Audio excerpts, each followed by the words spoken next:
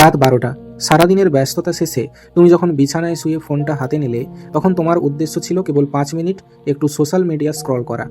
কিন্তু ফেসবুক বা Instagram open করতেই তোমার সামনে ভেসে উঠল তোমার কোনো স্কুল ফ্রেন্ডের ছবি। সে হয়তো নতুন একটা গাড়ি কিনেছে, কিংবা তার ইউরোপ ট্যুরের সুন্দর সুন্দর হাসি মুখের ছবি পোস্ট করছে।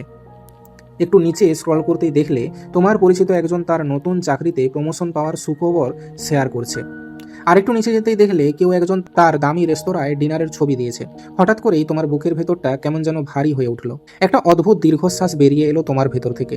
তুমি নিজের চারিদিকে চুন খসা দেওয়ালটার দিকে তাকালে, নিজের ভাঙা ফোনটার দিকে তাকালে, আর মনে মনে ভাবলে সবাই কত সহজে জীবনে এগিয়ে যাচ্ছে, সবাই কত খুশি। শুধু আমার জীবনটাই কেন এমন একটা জায়গায় থেমে আছে? আমি আসলে জীবনে কি করছি? আমার যোগ্যতাটা কি? এক লোহমায় তোমার সারাদিনের সমস্ত ভালো লাগা, সমস্ত মানসিক শান্তি উধাও হয়ে গেল। নিজের অজান্তেই তুমি একটা গভীর বিষণ্ণতার সাগরে ডুবে গেলে। চেনা চেনা লাগছে এই গল্পটা। আজকের দিনে আমরা প্রত্যেকে এই মরণ ফাঁদে আটকে আছি, যার নাম সোশ্যাল কম্প্যারিজন, বা নিজেকে অন্যের সাথে তুলনা করা। আর এই তুলনা করতে করতে আজ আমরা এমন জায়গায় পৌঁছেছি যেখানে আমরা নিজেদের আসল অস্তিত্বই হারিয়ে ফেলেছি। সাইকোলজির ভাষায় একে বলে আইডেন্টিটি ক্রাইসিস। আজ আমি তোমাদের সাথে বসে এই আধুনিক যুগের সবচেয়ে বড় মানসিক ব্যাধি নিয়ে কথা বলতে এসেছি। আজ আমরা এই তুলনার ফাঁদটাকে ভেঙে চুরমার করব এবং জানব কিভাবে নিজের হারিয়ে যাওয়া আত্মবিশ্বাস এবং পরিচয় আবার খুঁজে পাওয়া যায়। আজ থেকে 20 বা 30 বছর আগে মানুষের আইডেন্টিটি ক্রাইসিস বা নিজের পরিচয় নিয়ে সংশয় সাধারণত মাঝ বয়সে গিয়ে হতো, যাকে বলা হতো মিড লাইফ ক্রাইসিস। কিন্তু আজ এই ইন্টারনেটের যুগে মাত্র 16 থেকে 25 বছর বয়সী ছেলেমেয়েরা এই তীব্র সংকটের মধ্য দিয়ে যাচ্ছে। মানুষ আজ সারাক্ষণ একটা দ্বিধার মধ্যে বাঁচে। আমি আসলে কে? আমি কি হতে চাই? সমাজ আমার থেকে কি আশা করে, আর আমি কি করছি? এই সংকটের মূল কারিগর হলো আমাদের হাতের এই স্মার্টফোনটি। সোশ্যাল মিডিয়া আমাদের একটি অত্যন্ত ভুল ধারণা দিচ্ছে। আমরা যখন ফেসবুকে বা ইনস্টাগ্রামে কারো প্রোফাইল দেখি, আমরা আসলে সেই মানুষটার জীবনের হাইলাইট রিল বা সবচেয়ে সুন্দর মুহূর্তগুলো দেখি। কেউ তার জীবনের দুঃখের দিন, কান্নার মুহূর্ত, ব্যর্থতার গল্প বা সকালের ঘুম থেকে ওঠা মলিন মুখের ছবি সোশ্যাল মিডিয়ায় পোস্ট করে না। মানুষ সেখানে কেবল তার জীবনের সেরা সফলতা, সেরা পোশাক এবং সেরা হাসি মুখটাই দেখতে পায়। আর আমরা বোকার মতো কি করি? আমরা অন্যের জীবনের সেই সাজানো, এডিট করা সেরা মুহূর্তের ছবির সাথে আমরা তুলনা করি আমাদের বর্তমান সময়কে। কাগজের তৈরি রঙিন ফুল দেখে আমরা ভাবতে শুরু করি আমাদের বাগানের আসল সুগন্ধি ফুলটাই বুঝি পচা। এই অসম তুলনা আমাদের মস্তিষ্ককে প্রতি মুহূর্তে বিষাক্ত করে তুলছে। আমরা ভাবছি ওর 25 বছর বয়সে গাড়ি হয়ে গেল, আমার কেন হলো না? ও এত সুন্দর দেখতে, আমি কেন কালো বা খাটো? এই করতে করতে আমরা নিজেদের যে ইউনিকনেস বা অনন্য বৈশিষ্ট্য রয়েছে তা ভুলে যাই। আমরা নিজেদের ঘৃণা করতে শুরু করি এবং অন্যের মতো হওয়ার এক অন্তহীন ক্লান্তিকর দৌড়ে সামিল হই, যার শেষ পরিণতি হলো চরম মানসিক অবসাদ।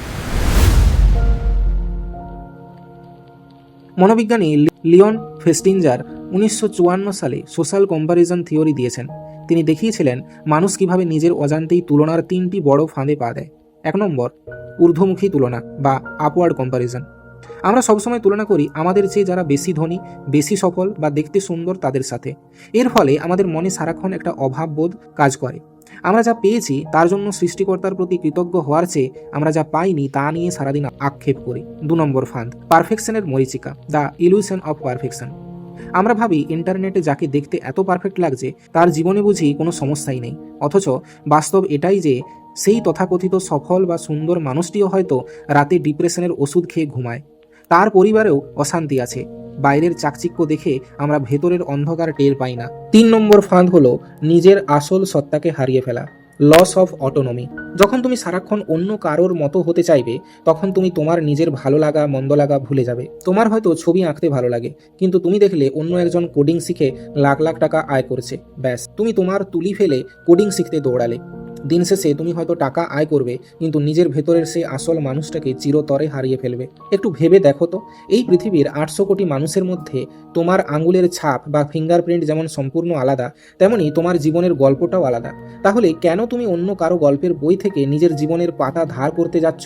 যদি তুমি আজই এই মানসিক যন্ত্রণা থেকে মুক্তি পেতে চাও, তবে তোমাকে সচেতনভাবে নিজের চিন্তাভাবনার পরিবর্তন করতে হবে। প্রথমত হলো ডিজিটাল ডিটক্স এবং কিউরেশন।